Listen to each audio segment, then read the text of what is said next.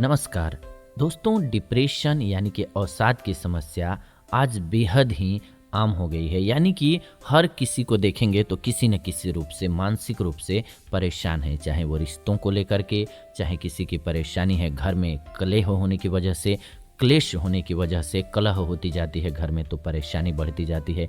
किसी को पैसे की दिक्कत है, इसकी वजह से तो पैसे, रिश्ते, ये सभी ऐसी स्थितियां हैं, सामाजिक स्थिति, तो इन सब की वजह से मानसिक रूप से परेशानी बढ़ती जाती है। किसी की जॉब में प्रॉब्लम आ रही है, किसी की नौकरी लग नहीं पा रही है, तो किसी की लगी हुई है तो वहाँ पर माहौल सही नहीं है।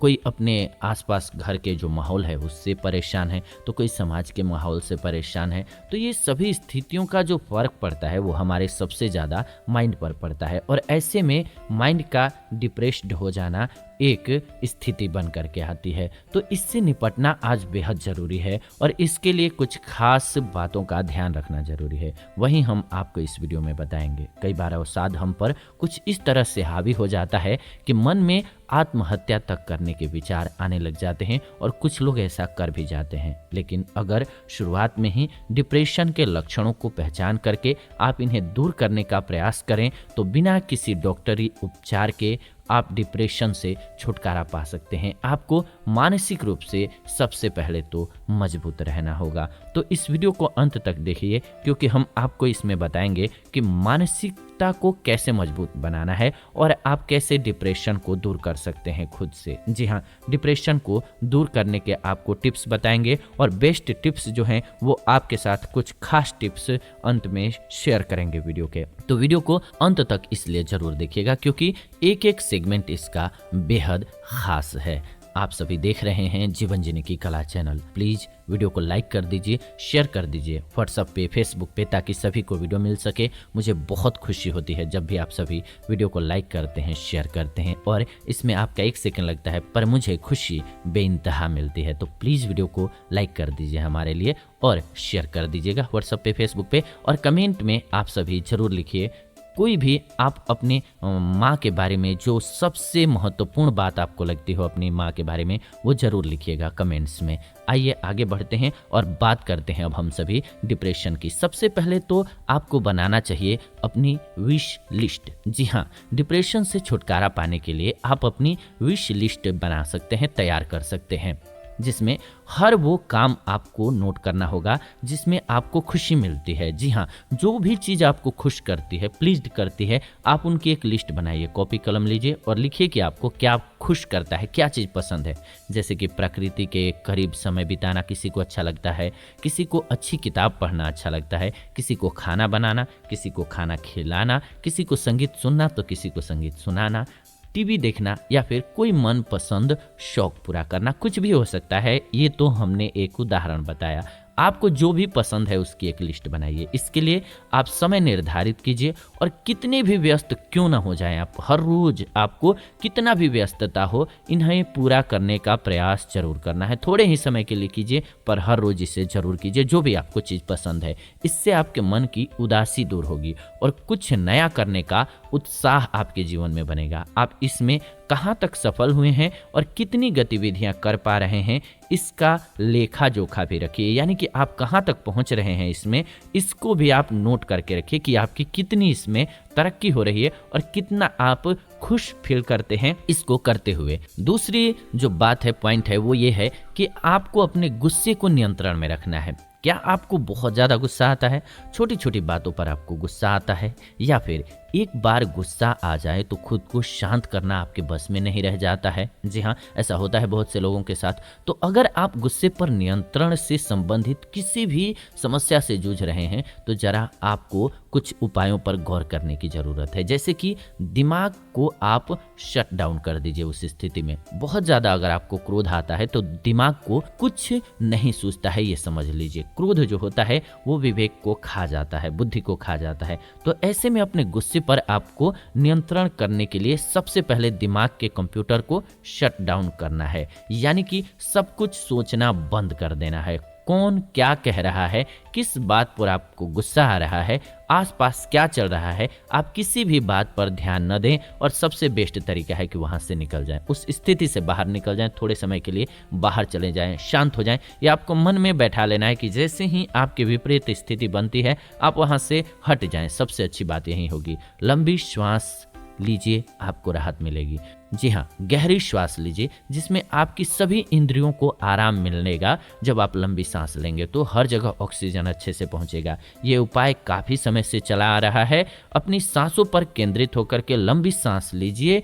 दिमाग तनाव को ये कम करेगा, दिमागी तनाव को, जिससे कि आपको शांति मिलेगी। क्रोध पर तुरंत नियंत्रण के लिए इससे अधिक प्रभावी कोई भी उपाय नहीं है। जैसे ही आपको लगे कि गुस्सा आ रहा है, आपको बहुत लंबी सांस लेनी चाहिए और सांस पर फोकस कर, यानी कि दिमाग और ध्यान सांस पर आपकी होनी चाहिए। उस स्थिति में पहले सोचो और फिर प्रतिक्रिया दो। जी हाँ, एक बार जब आपने अपने गुस्से पर थोड़ा नियंत्रण कर लिया तो शांत दिमाग से सोचें कि मुद्दा क्या था, गलती किसकी थी और इसके बाद आगे हमें क्या करना चाहिए। इससे फायदा ये होगा कि आपको पूरे मामले में अपनी गलती भी समझ में आ जाएगी आसानी से। इसके बाद सौम्यता से अपनी बात रखिए। जी हाँ, आप अपनी बात सामने वाले के आगे सौम्यता से रखने की कोशिश कीजिए अंदर से। अगर कहीं आपकी गलती है तो सबसे पहले माफ़ी मांग लीजिए, जिससे आपको अपनी बात कहने में संकोच न हो। इस तरह किसी भी परिस्थिति में क्रोध पर नियंत्रण पाने के इस उपाय पर हमेशा अमल करने से धीरे धीरे आपका गुस्सा खुद ही कम होने लगेगा। अगर आपके मन में कोई व्यथा है, कोई परेशानी है, व्यथा है, तो आप उसको शेयर कीजिए। किसी से शेयर नहीं कर सकते हैं तो डायरी लिखिए। अपने मन के जो भाव हैं उनको प्रकट कीजिए। मन के भावों को मन में दबा करके रखेंगे, चाहे वो एंगर हो, चाहे वो प्यार हो, कुछ भी हो सकता है, तो वो आपको अंदर अंदर परेशान करेगा। ठीक है, इसीलिए कहा जाता है कि दोस्तों की बहुत अहमियत है हमारे जीवन में। लेकिन हो सकता है किसी किसी के पास सब लकी नहीं होते हैं, सबके पास दोस्त नहीं होता है। आपके पास अच्छे दोस्त हैं तो आप कमेंट करके हमें ज़रूर बताइए। समझिए आप बहुत लकी हैं, क्योंकि दोस्त वो जगह है जहाँ पर आप आसानी से अपने सारे जो शिकवे हैं, गिले हैं, लाइफ में परेशानी है, उलझन है, सब कुछ शेयर कर सकते हैं, खुशी बांट सकते हैं। तो दोस्त अगर जिसके जीवन में अच्छा है, समझिए वो बहुत खुश नसीब है। तो अच्छे दोस्त होने चाहिए जीवन में, दोस्तों की इसीलिए रिस्पेक्ट करनी चाहिए। अच्छा, अनफॉर्चुनेटली किसी के पास नहीं है तो आपको डायरी लेनी चाहिए और अपने मन के भाव को लिखना चाहिए। को उतार दीजिए कॉपी पर। कम से कम आपको इससे बहुत शांति मिलेगी। बहुत ज़रूरी है कि आप अपने मनोभाव को एक्सप्रेस करें। यानी कि सबसे पहले तो कोशिश करनी चाहिए कि आपको किसी की बात कोई पसंद आए ना पसंद आए, आप उसको सामने बता सकते हैं। लेकिन कुछ स्थिति ऐसी होती है जब नहीं भी बताएं तो आपको ये लिख करके कम से कम उसको कॉपी पर उतार देनी चाहिए। इससे आपको काफ़ी ज़्यादा राहत मिलेगी। यानी कि मन के भावों को अंदर दबाएंगे तो वो परेशानी होगी। आग को अगर हम कहीं पर दबाएंगे कितना भी, तो आग का स्वभाव है जलाना, चाहे वो जो भी चीज़ होगी उसको जलाएगी। तो अगर आप अपने एंगर को, अपने इमोशन को, अपने लव को या रोने की स्थिति को, अपने दुख को, दर्द को, खुशी को अंदर छुपाएंगे तो वो आपको परेशान करेगा, क्योंकि किसी न किसी रूप में वो बाहर निकलेगा। तो इसीलिए बेहद ज़रूरी है कि आप थोड़े से अपने आप को एक्सप्रेसिव बना लीजिए।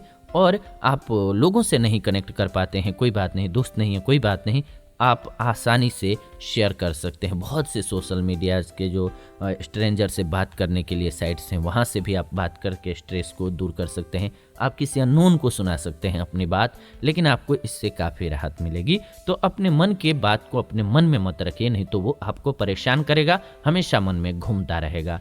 तो उम्मीद करते हैं कि आपको ये वीडियो हेल्प करेगी अपने मन स्थिति को मजबूत बनाने में, और मेंटली अगर कुछ प्रॉब्लम है तो उसको दूर करने में। अच्छा, इसमें बहुत इंपॉर्टेंट रोल हो जाता है घर के लोगों का, घर के आसपास के लोगों का और दोस्तों का। जब भी किसी को मेंटली डिसऑर्डर होने लगता है तो इसमें ऐसे इंसान को आप समझते हैं कि प्रॉब्लम हो रही है तो बहुत प्यार से ट्रीट करने की कोशिश करनी चाहिए। कभी भी उनसे मिसबिहेव करने की कोशिश उस स्थिति में नहीं करनी चाहिए, क्योंकि वो तो ऑटोमेटिक परेशान है। आप ऊपर से परेशान करेंगे तो उनकी परेशानी और बढ़ती जाएगी।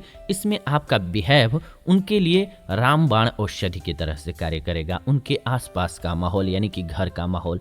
तो उम्मीद है आप इस बात का ख्याल ज़रूर रखेंगे। अगर आपके साथ कोई दिक्कत है, कुछ समझ में ना आया हो या कोई और परेशानी अलग ढंग से है तो आप कमेंट्स करके हमसे पूछ सकते हैं। हम आने वाले दिनों में उस पर वीडियो ज़रूर बना देंगे। ये आज की वीडियो रही। ऐसी ही नई वीडियो के लिए चैनल को सब्सक्राइब कर लीजिए, बेल नोटिफिकेशन को ऑन कर लीजिए ताकि नई वीडियो जब भी हम लाएं नोटिफिकेशन आपको सबसे पहले मिले। फिलहाल वीडियो को अंत तक देखा आपने, इसलिए दिल से आपका धन्यवाद। मिलते हैं आप सभी से नई वीडियो में।